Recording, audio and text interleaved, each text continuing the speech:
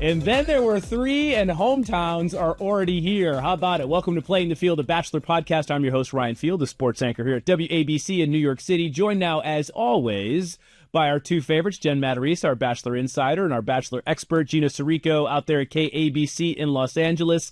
Ladies, welcome. What an episode. We talked about this last week, how we feel like we are just flying through this season. We're already down to hometowns, and typically in Bachelor world, it's 4 women for hometowns. Yes. This time around, it's just 3, so everything seems very sped up. I do have to say, I loved how they started this episode with the moaning, and then they showed the bees, and you're like, wait a minute, what the heck is happening here in this moment? And then you see they're getting into the cold plunge, but overall, I thought that kind of set the tone for the episode, what I thought to be a very revealing episode. Yeah, it was definitely a little whiplashy to go from 6 down to half of the women in this episode. And we also saw our first woman leave on her own accord. But as we get to that, I guess we'll have to talk about whether or not we think Carol would have gotten cut anyway. Probably so. Probably so. And Gina, Jen brings up a good point. We have not seen Mel like say, hey, who is left? Are they still here? As Jesse referenced in the trailer for the rest of the season, kind of alluding to he wanting somebody back. So we haven't gotten quite to that point yet. But just your overall take on the group date in terms of who you felt he had the most chemistry with on that group date. It was interesting. Each person kind of had their own little moment with him, so to speak. We had thing where, there were people saying, talking about their feelings for him and each, somebody had a cold plunge, somebody had a mud bath to cleanse and all of that. And it seemed like everybody had their moment with him. And he was kind of giving the same energy back, which was interesting because, as we mentioned with Carol leaving, I think he even told her, yeah, I'd love to come to your hometown. So who knows whether he would have let her go or not.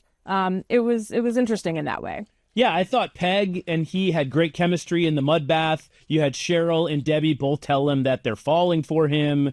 And, Mel's kind of taken back by that, then kind of saying that he does have feelings for both of them, too, and liking where their relationship is headed. Nicole, I thought, was the funniest part of the whole thing. Oh, goodness. How he's basically trying to get to know her. And she says, yeah, my dad still manages my finances. I'm like, wait a minute. You're in your 60s. How old is your dad? And he's still managing your finances because you can't figure out, quote unquote, how to get this done by yourself. I thought that was rather funny. Yeah, and she couldn't really answer the question about what she did for a living. Yeah, brought up her Instagram. Yeah. I mean, and then Mel even said, well, maybe she's the one that Robin, thank you. That's why you're here to fill in the sentences, Jen, when I get confused. Robin had alluded to that somebody was here for the wrong reasons. Yes. So he was like putting 2 and 2 together, saying, okay, maybe this is the one that she was referring to. But then we get to this point where Carol leaves. And, I think she was nervous about bringing him home, obviously, to meet her family. This is not something that she does, bring men home to meet her loved ones. And I think she kind of got in her own head a little bit. But I guess the question becomes, would she have gone home anyways? I don't know the answer to that question. I want to say yes, but I thought he was kind of vibing with Carol, so I'm not sure. They were the slow burn. Every season's got that kind of slow burn relationship, and I think they were a classic case of that. But I think in her mind, the fact that he would be going to meet her children, most parents would take that very seriously. Of course. They don't really want to put their family through that if it's just not going to work out in the long run. I wonder if she has any regrets with that. Like, maybe I should have stayed and seen it through. I don't know. Gina, what do you think? Was Carol going to go home regardless, or would she have been one of the final 3? Well, like I said before, he did say during that time that they had together, prior to her saying she was going to leave, that, yeah, he could see her going to her hometown. So who knows? I mean, he was saying it to everybody, but just gonna say. Not sure. He was, yeah. But, but we'll see, I don't know. I thought she could have made it to the final 3, or who knows if she left. I mean, if her leaving caused them to only do 3 hometowns, but who knows? Actually, no, that's not true because Jesse said only 3 were going home. Only 3, right? That back. Yeah. So I'm not sure. I'm not sure that she would have, she could have made it to the 3, but she said she had the feeling that that was not her guy. And you know what? Trust your gut. She's got to go with her gut. And I'm glad she did. I assume she will be at Women Tell All when that tapes. So I will be there and I will let you know if I get to talk to her. Get to the bottom of that for us. We need answers. Gina has, in fact, 2 interviews coming up with 2 of the final 3 women. We'll get to that here later in the podcast. And I'm glad you ladies brought up the point that Mel kind of said to each of the women that, not only what would it look like if I came home, what would the hometown visit look like, but then to a lot of the women on the group date, he was like, oh, I can't wait to go home and meet everybody. I was like, and he was kind of, there's only a set number here, right? Exactly. And I felt like he was kind of misleading them a little bit. But then I was like, in the moment, what's he supposed to say? I mean, he could have, I guess, kept everything hypothetical. You could say that would be great. That would be great. Yeah, he kind of backed himself into a corner on a couple of those situations. And I was wondering if you ladies had caught that as well. Oh, which clearly you did. The Bachelor sleuths that are here. The telling more than one person I love you vibes. Yes, that's exactly what it was. It just sort of felt the same way. I was like, oh, you are saying this to way too many people, sir. And I also thought it was funny when Cheryl saw Carol leave. She's like, ladies, a van has come and taken Carol. like she had been kidnapped right from the group date. And I was like, wait a minute. It's not that serious. I was thinking of old school when they were doing like the fraternity hazing and they were kidnapping guys off the street. Blue and stuff. I mean, it kind of reminded me of that. Yeah, Kathy and Susan, right? If they snatched her. So I thought that was a little dramatic. And the worst part was the ladies didn't seem overly concerned that Carol had been kidnapped. They're like, oh, what a shame. What a shame. What a shame. One less. One less to worry about. But yeah, I thought that was one of the funnier moments in this episode for sure. And then we get to Cinderella, our girl, my girl, finally getting her one-on-one, our princess. And she was so when they read the date card in the house and she immediately teared up and she's finally getting her one-on-one. You felt happy for Cindy, sad for Carol because Carol didn't get the one-on-one and she was really looking forward to that. But it was kind of a mixed emotions. But I thought, and I'm curious to get your ladies' take on this, that last impression, last first date, or I should say the last one-on-one date had to go to Cindy based on what we had seen thus far.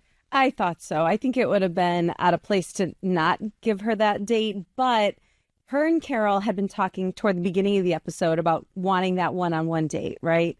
And Cindy was like, I'm going to go, maybe go home if I don't get that one-on-one date. And I wonder if that planted the seed and Carol said like, well, gee, if I don't get a one-on-one date, I wonder if I should go home because he doesn't feel that right. Yeah. And that's kind of what she said to Mel, thinking about this now. Like, listen, you didn't pick me for the one-on-one, so clearly you're not feeling this some type of way about me. But Gina, how about you? Did you feel like Cindy should have gotten the last one-on-one?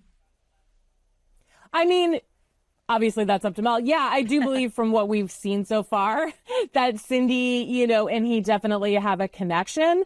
And yeah, you're right. That could have put a little, planted a little seed in Carol's brain of like, okay, yeah, I'm not getting one-on-one time. Maybe I'm not I'm not the one for him. And then also, like, she probably looked on it like, we didn't have enough, she said it, we didn't have enough time, and yeah, she, we talked about slow burn. She was a slow burn and she needed that time. And there isn't that much. Obviously, this season is speeding by. Yes. So we're seeing that like every moment is of the essence. And I wonder, it's another thing I'll have to ask her if I get to see her, at Women Tell All, like, do you regret or would you have, what would you have done differently, especially in those moments where she felt like she couldn't talk to him, at those cocktail parties where she felt like she couldn't talk to him. I also felt it was interesting, too, that he didn't try to talk her out of it. He wasn't like, hey, are you sure? He's like, well, I guess you got to go with your gut and go with your feelings. And so maybe, it was very telling. So maybe she would not have been one of the final 3 when it was all said and done. But they get to the one-on-one date. The first question I have to ask Gina. Gina lives in Southern California. She's been to Griffith Park. She told me she's been to the Overlook several times for makeout sessions there at Griffith Park. I'm sorry. Gina, how hard is it to close Griffith Park? They had the whole park to themselves. How did that even happen? maybe it was a really hot day and nobody wanted to be hiking at that moment, because there have been some very hot ones this summer for sure. I don't know. I'm not in the permit section. Come on, Gina. Yes, you are. You're dialed in. No, I'm not that dialed in. Not that dialed in to, like, you know, all that to what say, it takes to get permits. Yeah, to do all that. And listen, if to close it down was a big deal, and I thought that was pretty cool that they had Griffith Park all to themselves. Yeah, it looks beautiful. Absolutely. It was really, it's a great spot. If anybody who has been to Southern California, if you haven't been to Southern California and you want to see a beautiful sunset, go to the Griffith Observatory and look out, and you can see just so much of LA and watch the sunset. It's stunning. I mean, it's where people go when you're, wanting to see eclipses and stuff like that.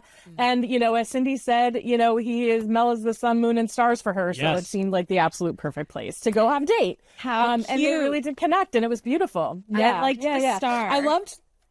You know what? Yes. Full disclosure, I once got my ex-girlfriend, I named a star after her. I did the whole certificate thing. I didn't have it framed like Mel did. He's a real one-upper, that Mel. Had to get his framed.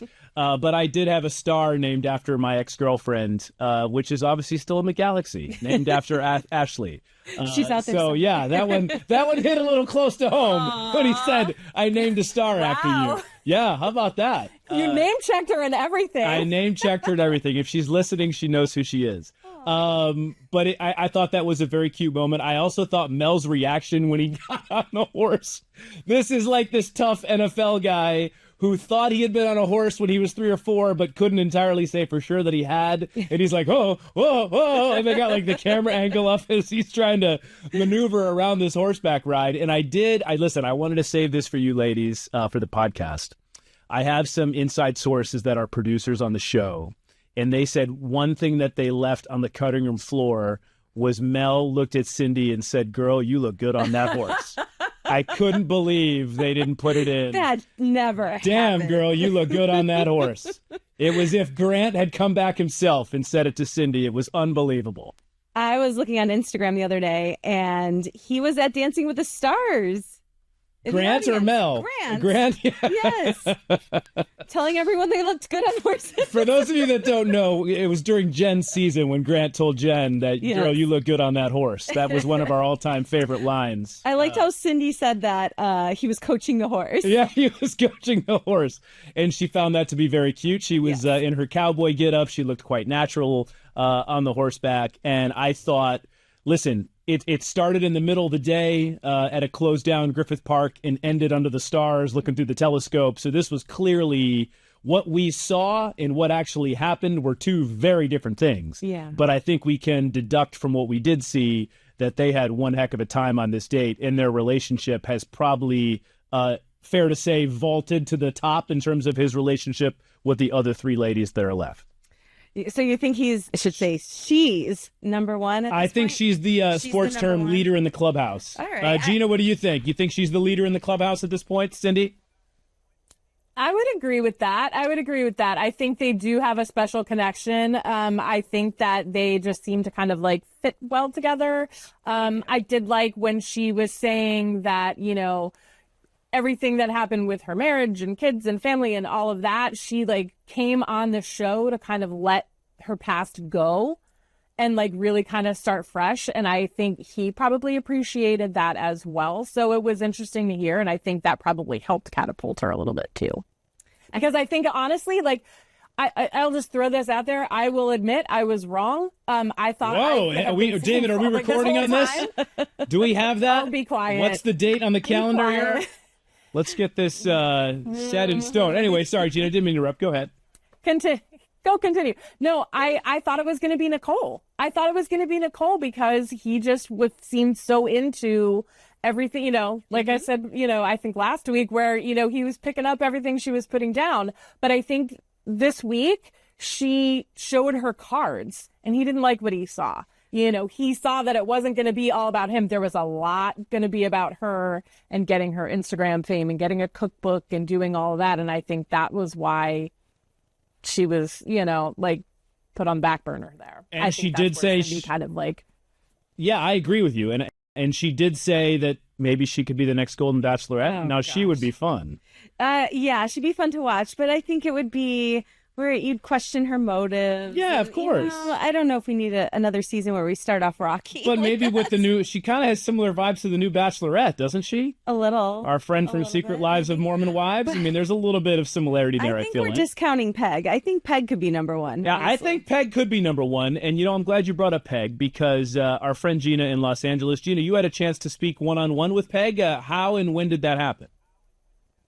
So my interviews happened right before this rose ceremony. So it was like in the hours before the rose ceremony that we saw in this episode. So no one knew what was going on. You know what I mean? Like nobody knew that they were going to be going to hometowns. But I just asked Peg about just her experience on the show so far and her connection to Mel and then what hometowns would look like. So this is a little bit of that. Expectations versus reality of coming to this mansion. What were you expecting when you got here, and what's been the reality for you? Well, I didn't know what to expect. I really did not know what to expect. So I just kind of suspended my expectations because I just have an open heart and an open mind and just kind of came here and like, let's see what happens. And how has it been? What was the one thing or the first thing I guess you noticed about Mel? What was it that attracted you at first, and how has it kind of grown as you've been going through? I wasn't attracted to him at first because of what he said on the Go and Blue podcast. And to be honest with you, I was not going to even come because I heard that and I'm like, no, that's not the kind of man that I'm looking for. I could date that. There are a dime a dozen out there. Trust me, I've been dating for a while. So I had to take a pause before I came here. And I just, I talked to my daughter about it and we both decided just kind of to suspend that judgment for a moment and just let him, confront him about it, which I did one-on-one and, and just suspend that judgment and just see what happens. And that's what I did. What's the hometown going to look like if you're bringing Mel home? What is it going to look like? I'm excited to bring Mel home because, I keep joking. It's like not only do Mel and I have a romance, but we also have a bromance. I'm a retired firefighter, so I'm used to being around all the guys all the time. And I think we connect on that level really well. So I'm going to bring him to the firehouse. I was also a bomb tech. I was a fire investigator. So I'm going to rally up the troops and I'm going to get all the equipment. And I was at one of the biggest stations in Vegas. So I'm going to show him what I did for a living and introduce him to all the guys. And we're still, really good friends. And so I'm excited. And then having him introduce him to my family. That's going to be a lot of fun as well. So I have a fun family. We like to joke. We like to laugh. My mother will be there, my daughter, her boyfriend, my brother, my nieces, my nephews, my friends. So it's going to be overwhelming, and he's going to have to deal with it. Who's going to give him the biggest grilling? You know what? My best friend probably. She's the one that signed me up for this. Thank you, Alana. And so she's hopefully going to be there, and she will because she knows me the best. I think even better than my family. We've been friends since we've been 16 years old. And what was your biggest takeaway from that interview, Gina? I found it interesting. She said you heard her, she said because of that podcast that he, had talked about this summer where he mentioned women's age, she almost wasn't going to come on the show. But she decided to kind of put it aside and come. And now she's, one of the final three. So good for her. Good for her and good for Debbie. Debbie, who is so genuine, so down to earth. Just really wants to find a partner so badly. Said this is the first time in 14 years she's bringing a man home to meet her loved ones, friends closest to her, family, whatever. And you could just see her emotion when she got the rose and how much this means to her. So as much as I love Cindy, I think I find myself rooting the most for Debbie. Yeah. Based on what she's been through and how she's presented herself during this season. And Gina, you also had a chance to speak with Debbie as well. Yes, I did. As soon as I met her, I was like, I love her. I absolutely love her. I thought she has the great energy. But here's part of our conversation. Let's just talk about the women here and just how you guys have all bonded. It is absolutely extraordinary. I kind of hoped coming into this that it was going to be this important, and we all have bonded on such a deep level. We're together 24/7. But what's amazing, especially with the women left, is we all are really strong women but yet we're really funny and clever and fit. And we're all very just compassionate and kind and respectful of one another.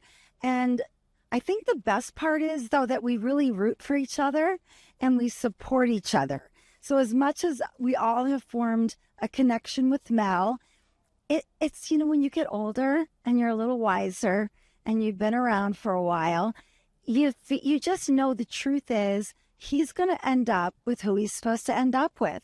And as much as I want that to be me, if he has a deeper connection with someone else, then he wasn't meant for me.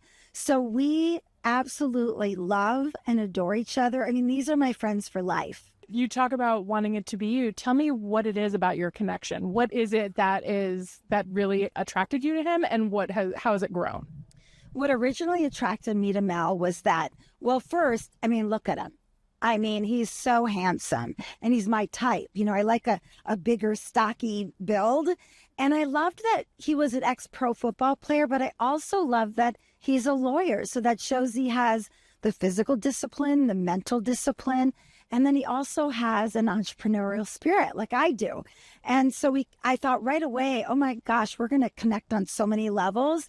But now I know he's also got a spiritual side, and he's getting into more meditation and self-awareness. And that's really been one of the things on the top of my list, because it's so important to me to have an emotional and spiritual connection. But what makes my connection special is it is so natural. It is so comfortable. Like, I feel like I've known this man forever. I mean, right out of the gate, really. And then our one-on-one, forget about it. We had so much fun. What would it mean to you to bring him home to your family? What does that look like? What does the hometown look like? Right. It would mean everything to bring him home. He's not going to meet all my family because they're all in Wisconsin. I'm from a small town and I live in Denver now. But he will meet my sister, Judy, who I'm very close to. She's a couple of years older than me. And of course, her husband. So it would be at her house. And they've got a beautiful backyard, and it would be her daughter, my niece, Sally, and her boyfriend, her boyfriend, Anders, and then some of my best friends in the whole world. And I just know he's going to fit right in. And I am hoping that some of my siblings fly out, because that would be, I have 4 older brothers and 3 sisters. There's 8 of us. And my 4 brothers are very much sports enthusiasts, and how great would that be?